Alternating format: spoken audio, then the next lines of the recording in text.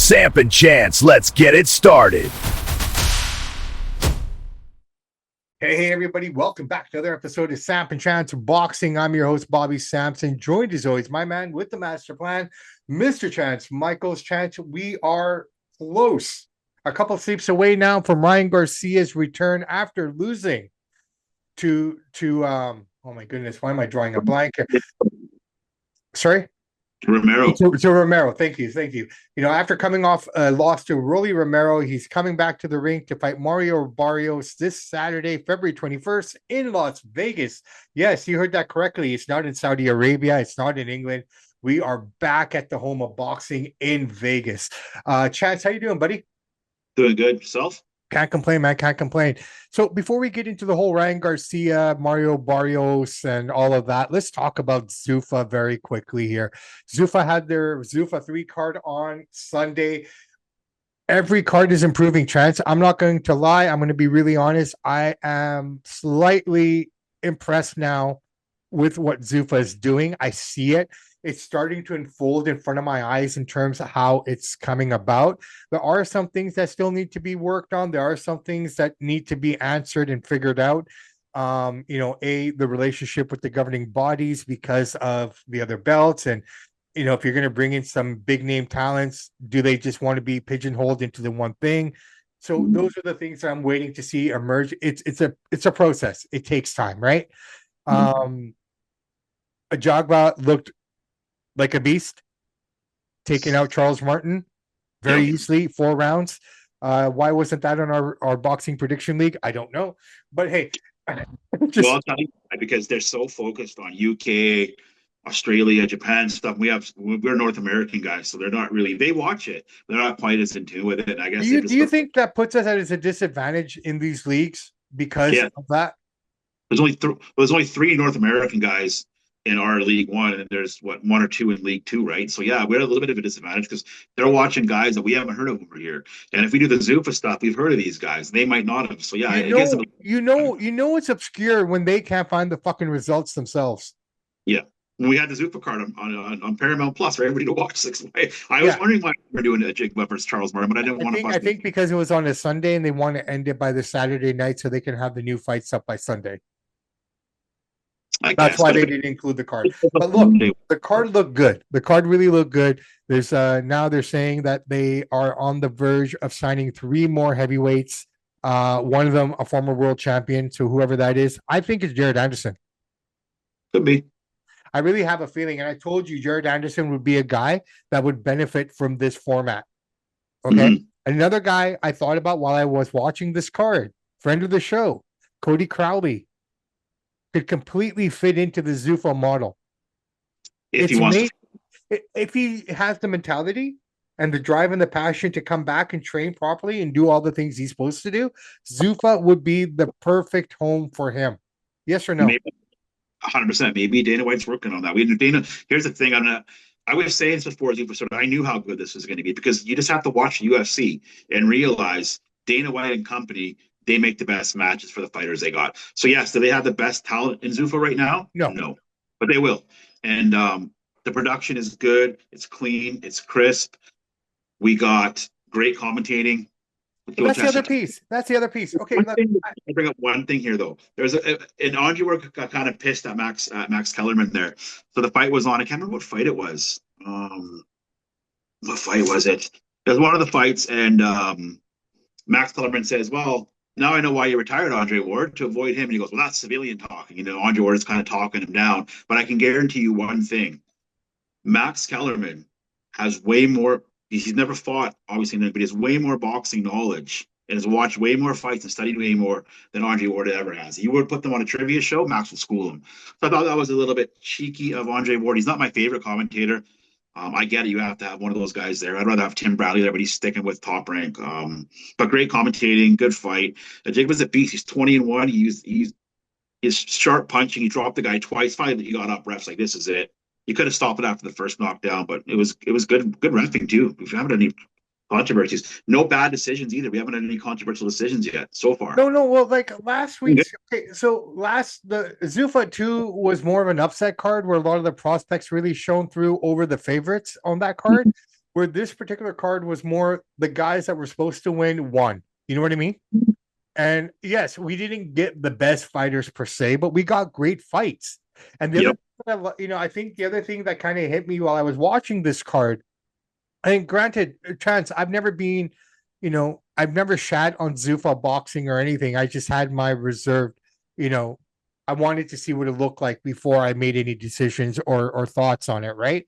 Now that I'm free to work with, here's the thing, man. What makes this more legitimate than anything else is the commentating team and the team that you have in between matches, like the desk team. Okay.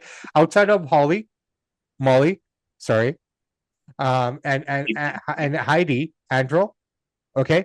Everyone else on their combined history, like you said, Max Kellerman, we were watching this guy, and this is a guy who hasn't aged. Okay? Like a little more, a little bit, but yeah, he looks pretty good. I mean, he still looks the same, right?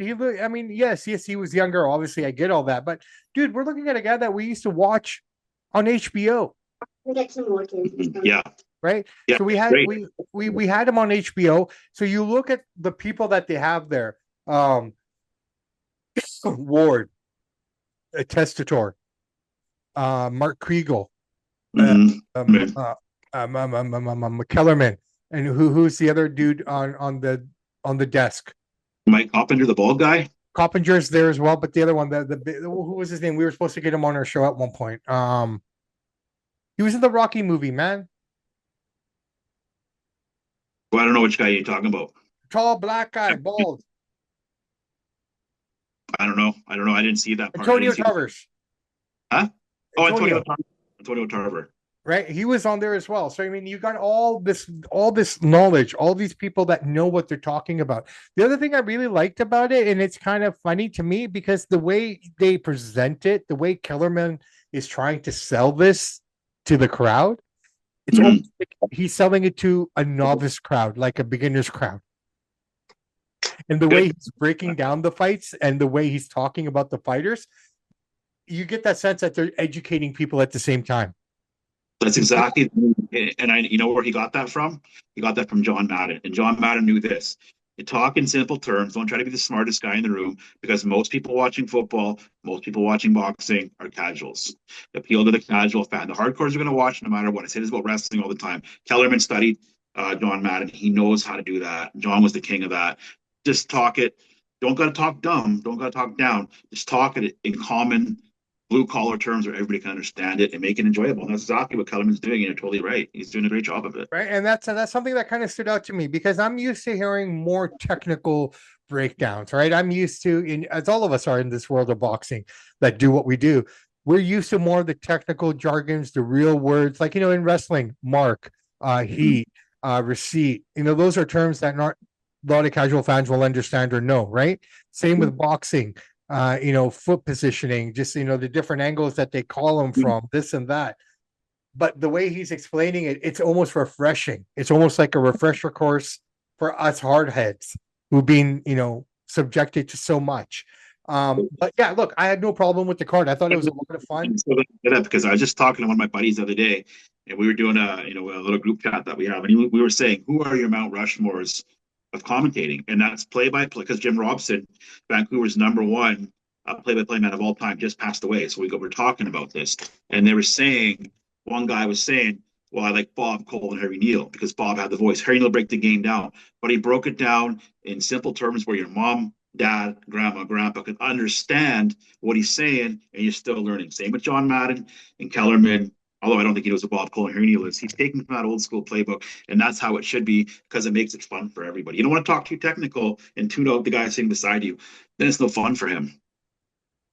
Smart way to do it. I'm surprised they didn't bring Mauro Verano in. He's too over the top. He's too much yelling and screaming. Yeah. So I like what they're doing here. Here's the other interesting observation I want to make here about this Zuffa promotion. How much is Nick Khan still involved into the WWE, if he is at all? Because I think he's all Zuffa and TKO now, man. No, he's still there. He's doing it all. He's doing it all because I've seen Nick Khan more on TV in the last 3 Zuffa cards than I have the whole time in WWE. Well, because WWE's already established, right? He's trying to get Zuffa. Ground. And like I said to the red corner guys, and everybody's like, "Oh, you know what you're talking about." I said, "Listen, guys, watch UFC. If you're gonna tell me that Dana White and Zuffa can't put a good together a good boxing promotion, you're out of your minds, guys. Because I know he will, because he books good fights. They're just getting started, and they're gonna. I wouldn't say they're gonna take over boxing, but they're gonna be a top promotion." I have a feeling, like I said, I think it's fair what Dana said, and I'm gonna be honest here. Like I said, yeah, it makes a lot of sense. Like, judge them. Let's judge them at the end of the year. Mm-hmm. Right? It's too early to judge. It's too early. What I see so far, I see improvements every show. I see Mm-hmm. improvements in production. I see improvements in camera angles. These are the things I'm watching. Yeah, I'm watching the fight. Obviously, I get that. But I've seen so many fights that I can look at these other aspects of what we're getting Mm-hmm. and not miss anything in the ring at the same time, right? I pride myself on that. I'm good that way. So when I'm Mm-hmm. watching these things, I'm watching it now. Okay, the production, the angles, the lighting. The lighting is amazing. Okay. Psychologically, lighting is something that will trigger your mind into getting, even if you're bored or don't want to, you'll still stay on the channel. Mm-hmm. Right? It's like an age old trick in TV. Commercials will always be louder than the actual program. Yeah. So if you fall asleep on your couch, why do commercials always wake you up? Because they're Mm-hmm. amped up, Yeah. right? The thing is a lot of like I want to say red corner guys because I don't want to just use them, but those kind of guys, they have a hard time because they're so stuck. It's like the Joe Monroes and Professor Bears. They're stuck in a wrestling bubble. They can't understand the average thinking. Same with the boxing. So they see Dana White come in here, and the UFC has been kicking boxing's butt for the last 20 years. Yes, boxing's had higher pay-per-views, but overall, the average of the pay-per-views, UFC does better, right? So here comes Dana White now, and they kind of feel that they have to protect boxing, and Dana White shouldn't be here, and they're like holding boxing so dear to them, and he's going to not know what he's doing. It's the same thing with Logan Paul. See Logan Paul come into wrestling, people hate it because the hardcore guys realize they don't know anything. They don't understand about getting over. Dana White knows how to get over. He knows how to put on good shows. I wouldn't say this is easy for him, but he's going to have no problem at the end of the year. I'm going to make a picture right now. At the end of the year, when we do our awards, Zuffa will be top promotion. Well, let's see what they do. Like I said, I'm gonna hold judge. I'm happy with what they've done so far. I like it. Week 2, card to card, they've gotten better and better. Okay. And more Are stars we going are we are we are we getting the best fighters in the world? No, not yet. Not yet. We will get a taste of it with Jay Opataya on March 8th. That's the first big name that they have that's actually going to be in the ring. So that's going to be interesting to see how that plays out. Do they have the best talent in the world? No, but what they've done, like you've said, because of the way they do matchmaking, we're getting to see these young guys go up against each other, which are putting on great fights. Okay. We're getting great fights from guys that don't have names per se. I understand that. But the key word here is we're getting good quality fights. Yeah. Okay. And these guys need to build up your name. It's like any kind of TV show that you watch. The first few episodes might be a little dry because you're still developing the characters. You're still developing who's who. A lot of these guys we don't know. A lot of people don't know who half these guys are. We analyze boxing. We do all these things. And I'll be honest, man, there's some guys on that card that I'm only learning about now. That's for everybody because there's some guys who've only had a few pro fights and they're fighting. So you can't know everybody. It's impossible. No. And the other thing that I like about it, we're getting 3-0 versus 4-0. Yep. You always got to go. White said, O's got to go. No, right away. Right. And that's what I like about it. So if we're getting to get that kind of style, then I don't have a problem with it. Right now, in terms of getting names and building up your promotion with names, let's see what they do on that front. Because I will be completely honest. I don't think Jay Opataya is the face of the company. The face of the company, I'm not gonna. I don't know how else to say this. The Conor McGregor of Zuffa has not emerged yet, if he ever will. Tell you it's Callum Walsh, but it's not. But that's what they'll tell you, right? No, but I'm just saying in general that name hasn't come yet, and it will probably come eventually, right? Mm-hmm. But here's the thing: when I look at Jogba, I just kept thinking to myself, is this his new Francis? Could be. He keeps it up, knocking guys out like this, yeah. Yeah, but look at the level. Nothing against Charles Martin. I mean, again, we have to be true to ourselves in terms of what we do. We know a Jogba's history, right? He drew with Bacoli, right? He hasn't been able to get it done against the big names yet, per se. So is he just a big fish in a little pool right now, depending with who they bring in? Because there aren't many heavyweights in the division yet, right? They're still building up these divisions. So that's the other piece that we have to keep in mind here. Like with some of these bigger names that we know of their past histories, yeah, they're going to walk through everyone that they put him into with here because they're lesser talent.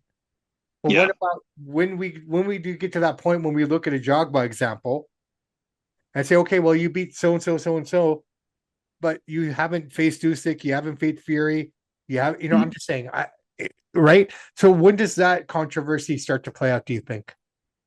It's not going to, because Dana White is going to say this, and I agree with him. The best will fight the best that we got here.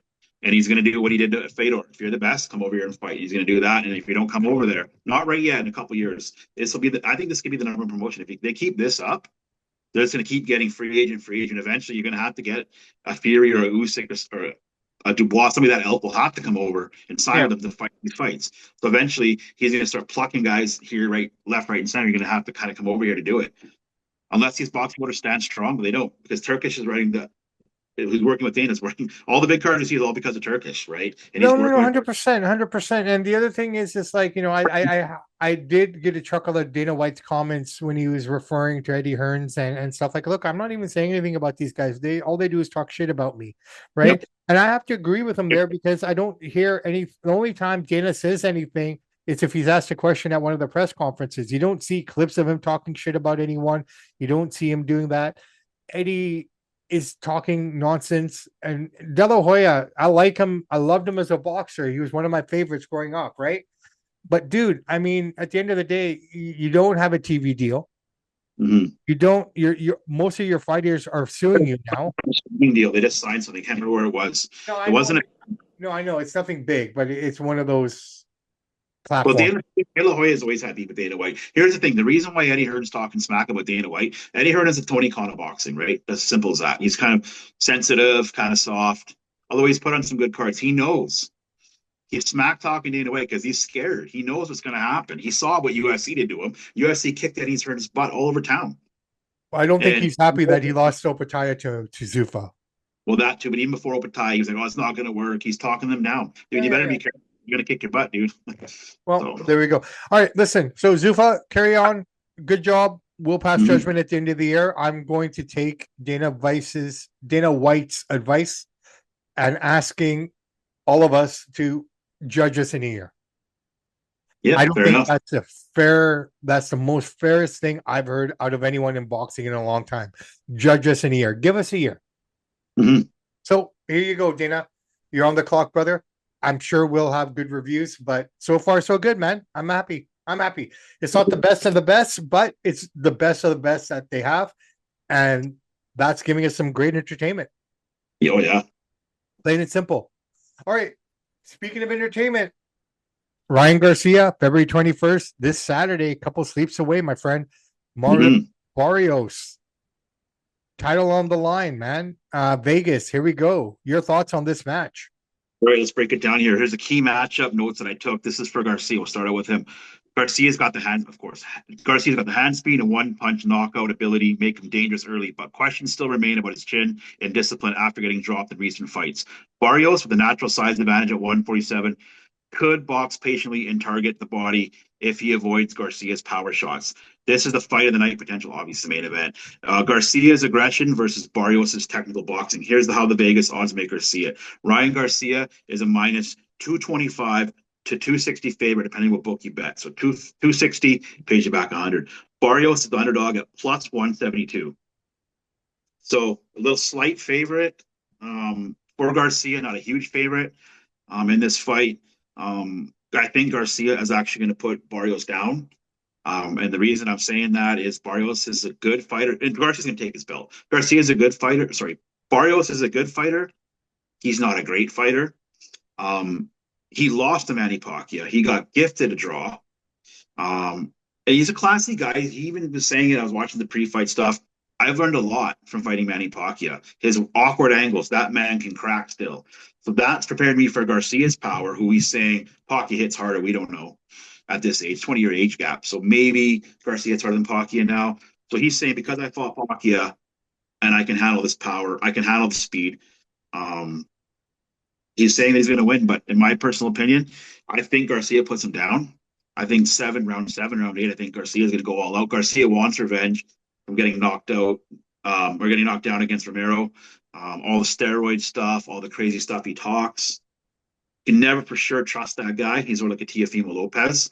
But I think in this instance, Barrios is just not up to his speed, his power, his athleticism. I got Garcia around seven, around eight. I think he's going to put him down. That's my take. Okay. All right. So this is Ryan Garcia's fight to lose, hands down. Okay. If he loses, it's because he beat himself again. On the flip side, I look at Mario, and this is what makes it compelling. His last two fights weren't great. His last fight against Manny Pacquiao ended in a draw, which went in his direction. And like you said, even I said, the wrong man won that night. I get that completely. Okay. But this is something that Mario can build off of and grow into Keep going. This is something. Sorry, I got lost there for a second. Hello, little one. This is the beauty of having a studio like this, hey, bro? Okay, so look, when I'm looking at this fight, I look at it this way. Ryan should win this fight. Yes. He should knock him out. Yes. But I think Marios is also coming in on a mission to prove the naysayers wrong. Okay. So he has to deal with that. If Mario is coming in stronger and with a bit more, maybe he came in not fully prepared for Pacquiao, thinking it was going to be an easy fight. Okay. Yeah. He'll never admit that. But maybe that was one of the things that led to that performance. I think we're going to get a different Mario here, but I think it really all depends on what Ryan shows up. You know what I mean? And if we get a Ryan Garcia that fought like Rolly, then it's no brainer. But Garcia should win this. I think the problem with Garcia is this guy's got built-in excuses for everything. Yeah. Like with the Rolly Romero fight, his excuse is, I didn't want to fight. Yeah. But I was contractually obligated to. He's not dead. Okay, but dude, that's not smart then. You're getting in the ring to fight somebody, and if your mind's not into it, you shouldn't be fighting. Totally agree. What kind of excuse is that I didn't feel like fighting, so that's why I wasn't ready for that fight? Right? Rolly kicked your ass. Yep. Fair and square. Right? And so, and then, okay, the PEDs. Well, you did the drugs. Yep. Okay, so you brought that on yourself as well. So the way I'm kind of looking at it, Mario has a good chance here, man. Mario, if he can stay on the outside and use his jab, he's got the height as well, right? He stays on the outside, he works that jab, he learns from the things that he learned from Pacquiao with the weird angles and everything, because he's not going to get those angles, right? Not from no, Garcia's just going to be holding that right. He's looking for that one shot. Let's not forget, Garcia's a huge social media presence. Number one social boxer. Dude, he's never won a title. Yeah, well, he's a good-looking guy, and he's flamboyant, right? That, but he's never been a champion. I know. We parade him around. He parades around like he's like 5 division champion. Yeah. Right? But he's never even won a shot. He's never won a belt. That's why I think this fight is going to come out real hard, because he's going to get that belt off of Barrios, so should have went to Pacquiao. But yeah, we'll see. It's going to be. I hope it's a good fight. I really don't care who wins. I just want to see a good. I believe if Garcia wins, it's all eyes on Garcia Haney too. Yeah. Right, and that's where that's kind of going, I believe. Right. Yeah. So, but I think Marios has a chance. I really do. Like I said, if he can stay on the outside, stick to his jab, just keep working him, breaking him down, I think he can win by decision if he can stick to that game plan. Right. That's probably his hope right now. If he tries to go too inside with him, that's when he's going to start to feel those body shots by that right, which will loosen him up and set him up for that big right in the 7th or 8th round, like you're saying, right? I don't think it's going to end that way. I think Garcia wins by decision. Could be. I don't think he knocks him out, though. So, I mean, that's my thinking right now. I'm going to go think about it a bit more because I know it's on our boxing prediction league. So I got to make sure I get this one right. But, yeah, it's Garcia's to lose, man. And the undercard looks really good too. You got Gary Anton Russell on there as well. Hitchinson's on there. Oscar Durante's on there as well. Frank Martin's on this card. So it's a pretty decent card through and through. Let me give a quick little breakdown of the Claressa Shields fight because she is the GWOAT, as she claims. Well, Yay. it's funny. So, Against Franchon yep, Crews-Dezurn. she were on the same card in 2016 on the Ward Kovalev undercard. They didn't fight each other, but they were on the same card. So I'm going to break down the keys to victory really fast here, and people can decipher what they want. Sure. Here's the keys to victory for the GWOAT, self-proclaimed GWOAT. Was never anointed the GOAT by a commentator, by a fellow boxer. She gave herself that name. Yeah. So, anyways, here we go. So for Shields, keys to victory here. You're going to use her superior footwork, volume punching, ring generalship to control the distance. At heavyweight, her athleticism and conditioning should shine over 10 rounds. These are only 2-minute rounds. Remember that. They can go all out. Yeah. She promised a knockout now that she's 100% healthy, and the home crowd energy is going to be electric in there. All right. For Dezurn, she's 38, so there's an 8-year age gap here. Dezurn is 38. So she's out of her prime. She has to apply pressure early, make it physical inside, test Shields' chin at the higher weight. Her experience in tough unification fights could help her if she forces a grueling battle and doesn't get complacent. We'll see what happens. Should be a good fight, hopefully. Bro, I think this could be an upset. This could potentially be an upset because this Franchon hits hard. Yep. Okay, for what she is and what she does, the girl hits hard. With all the stuff that's around there, I hope Clarissa's at the top of her game because I think just one or two of those will put her out. I think there will be a knockout, but it's going to be the other way. I think Shields is going to put down. I don't think Shields known for her knockout power, though, man. She's not known for knockouts. No, she's not. But I'm going to take her at her word. She's undefeated. She's saying she's 100% healthy. She's at heavyweight. Going to put the old lady down. I'll take her at her word. Let's see. I'm not saying it's she puts the old lady down, but I think she wins by decision. I don't think she knocks her out. I think she's going to stop her. Okay, let's find out, man. Rounds, I think round 7, round 8. That'll be my prediction for the prediction league. I'm going to take Shields TKO. Well, we'll see. Hey, you never know. I really don't care who wins, but I think Shields will take it. Good fight when the GWOAT is out there, right? She gets a lot of eyeballs on. So, and she's fighting in. I guess you said at home. So this fight's in Detroit again. Mm-hmm. All right. So Ryan Garcia, Mario Barrios, Claressa Shields. We got them all this weekend. It's all in North America. So yes, there's cards in the UK and all over Europe. But I mean, at the end of the day, we have some primetime stuff here that we have to look forward to here on this side of the world. Chance, anything happening in Canadian or international history? Yeah, one of the most important things ever in Canadian boxing history happened this week, February 23rd.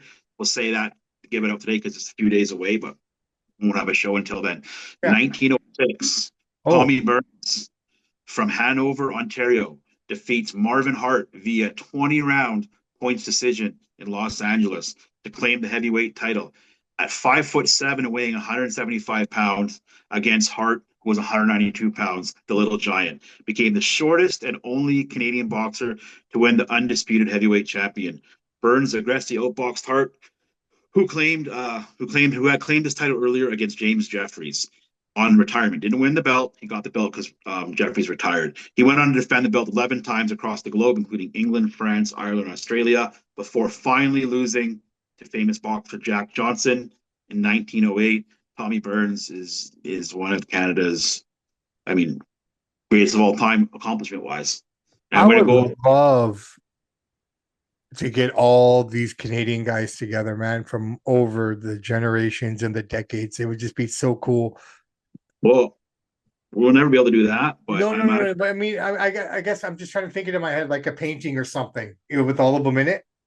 Yeah. Well, I'm working on this thing, and I'm going to call it Ringside Rewind, but I'm trying to get a couple guys from the province and some that wrote these articles. Not 1906, but the guys that wrote the stuff like for the paper in the 70s and 80s that have all these boxing.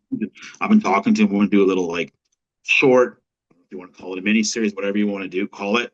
I'm going to call it Ringside Rewind. It's going to be about Canadian boxing history. It's a niche market. Not many people watch it, but I feel if I don't tell that story, nobody else is going to tell it. So I want to kind of tie it all together and present it. Cool. Well, we're looking forward to that, man. Looking forward to that. Absolutely. All right, Chance. I think that's it. Oh, you got more? I got American boxing history here. One sec here. Okay. Just drop my notes. Okay. We got two things here.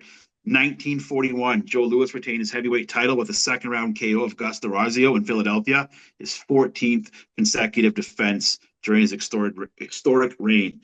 1999, current one here, Floyd Money Mayweather defend his W Super featherweight title against Carlos Rios, showcasing his speed and skill that would define his undefeated career. There you go, man. There you go. Canadian international boxing history by yours truly, Mr. Chance Michaels. Chance, great show as usual, my friend. It's time to wrap this puppy up, hit the road, get going with what needs to be done for the rest of the day. So, thing. I forgot to say one more thing. This Friday, is it Friday? Yeah, this Friday, at the River Rock Casino Resort, there's a show going on. It's called Rumble at the Rock, but they're calling it Buckskin Gloves.